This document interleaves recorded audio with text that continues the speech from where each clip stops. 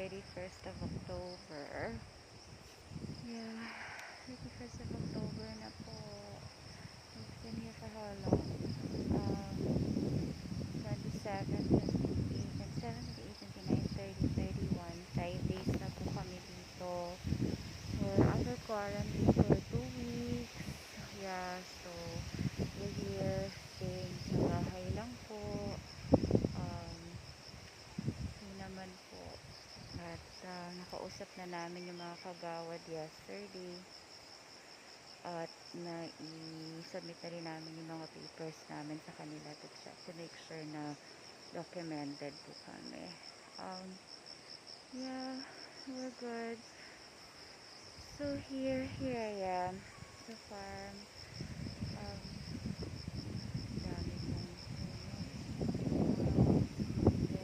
ang weather po dito, siguro ngayon it is delayed and cloudy, 27 degrees. So medyo malamig-lamig po, pero okay naman po yung weather, mapresko. Hindi nga po ako masyado nilalamig. Ito po yung view. Grabe, it's so beautiful here. Ano talaga siya? Napaka-solemn. Napaka-soothing kulay. So, really enjoying my stay here at the moment. Very refreshing yung hangin and everything. So, yeah. At sort of just posted po. So, a few more days, yeah, makakapasyal na po kami dun sa Sulban, kung saan po doon po nagtanim ng mga fruit trees po. Yan po sa likod, part po sa likod is where the property is. Baka hindi lang po natin masyadong makita sa video right now, pero it's okay. Pagpunta namin po doon, we'll make some more videos for you.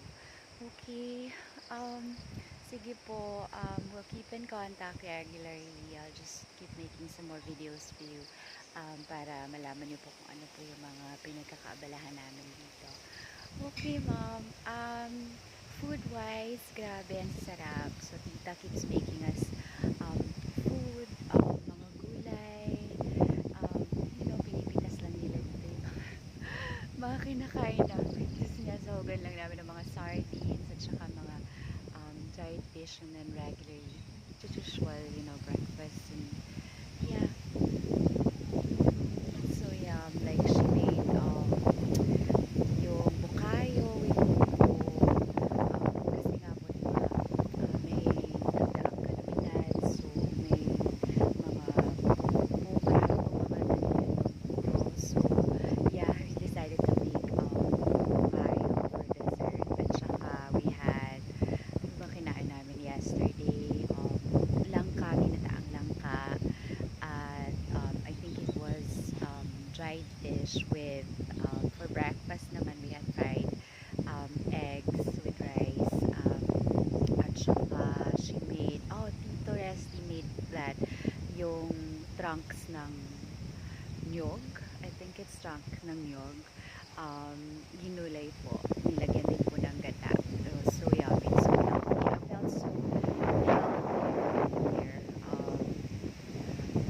Yeah, it's so beautiful, it's so nice. Yeah, so yeah, hopefully, yeah, we'll make something out of my stay here na productive and worthwhile. Yeah, alright, thank you, love you. And yeah, si Gia po, yeah, kamustahin niyo rin po. At pag may signal na rin po dun sa banda doon, puntahan po namin yung may signal para makasend po kami ng mga videos at makausap po namin kayo via chat or yeah, video messages. Okay, mom, I love you. God bless. Take care of yourself. Kamusta lang po sa lahat, chat.